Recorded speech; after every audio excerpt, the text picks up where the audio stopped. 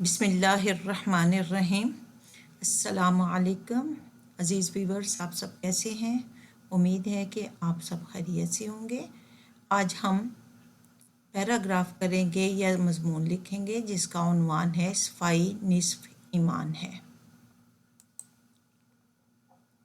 کوئی بھی مضمون شروع کرنے سے پہلے اگر شعر سے شروع کیا جائے تو بہت اچھا تاثر ملتا ہے۔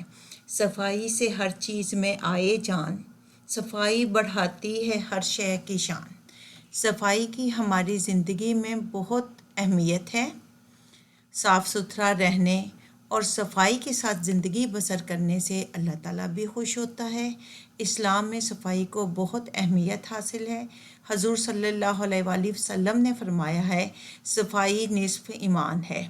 پیارے بچوں، کبھی آپ نے غور کیا ہے کہ صفائی کو نصف ایمان کیوں کہا گیا ہے؟ کیوں اس کی اتنی تاکید کی گئی ہے؟ کیونکہ اسلام لوگوں کے درمیان میل جول کو بڑھاتا ہے، ایک دوسرے کے ساتھ محبت کا جذبہ پیدا کرتا ہے۔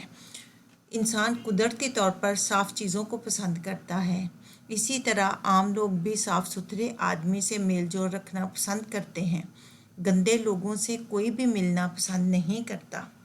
صفائی سے مراد صرف جسم کی صفائی نہیں بلکہ لباس، مکان اور چیزوں کی صفائی بھی اس میں شامل ہے۔ ہر روز نہانا، کپڑے بدلنا اور ہفتے میں ایک بار ناخن کاٹنے چاہیے۔ صفائی سے انسان کی صحت ٹھیک رہتی ہے۔ ہمیں چاہیے کہ ہم اپنی کاپیاں اور کتابیں بھی صاف رکھیں، کام صفائی سے کریں، لکھتے وقت اپنے ہاتھ گندے نہ کریں، ہاتھ دھو کر کھانا کھائیں۔ ہمیں چاہیے کہ ہر حال میں صفائی کا خیال رکھیں کیونکہ صفائی بہت بڑی نعمت ہے۔ جزاک اللہ خیر، دعاؤں میں یاد رکھیے گا۔